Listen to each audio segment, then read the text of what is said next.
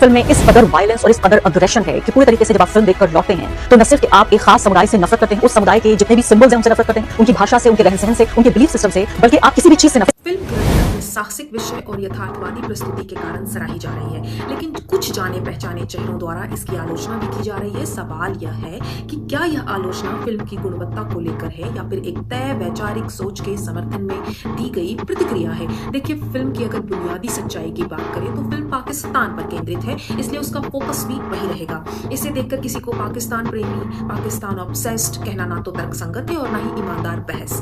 Film किसी धर्म या समुदाय के खिलाफ भी नहीं है, जी हाँ नहीं है, इसलिए मुस्लिम समुदाय के आहत होने की बात भी बिना आधार के भावनात्मक प्रतिक्रिया ही जान पड़ती है।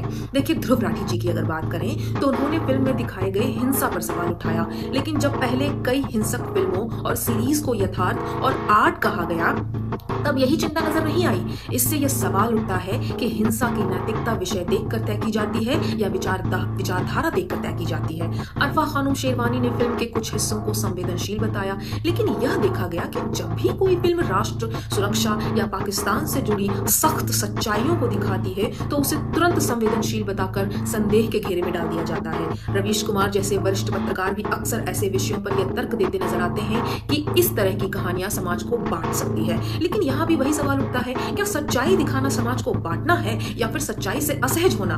जब फिल्म या कहानी एक खास विचारधारा के अनुकूल होती है तो उसे साहसी और जरूरी बताया जाता है, लेकिन वही कहानी जब राष्ट्रहित सुरक्षा या पड़ोसी देश की वास्तविकताओं को सामने लाती है तो उसे प्रोपेगेंडा और नफरत कहा जाने लगता है। यह दोहरा मापदंड बताता है कि कई बार आलोचना सैद्धांतिक नहीं बल्कि वैचारिक और अवसरवादी होती है। तो धुरंधर न किसी धर्म के खिलाफ है, न किसी समुदाय के खिलाफ है, या एक राजनीतिक सामाजिक यथार्थ पर आधारित फिल्म है। आलोचना लोकतंत्र का हिस्सा जरूर है, लेकिन जब वही लोग हर बार एक ही तरह की कहानियों पर एक जैसी प्रतिक्रिया दें तो यह सवाल उठना भी स्वाभाविक है कि आलोचना निष्पक्ष है या विचारधारा से बंधी हुई है। बहुत बहुत धन्यवाद।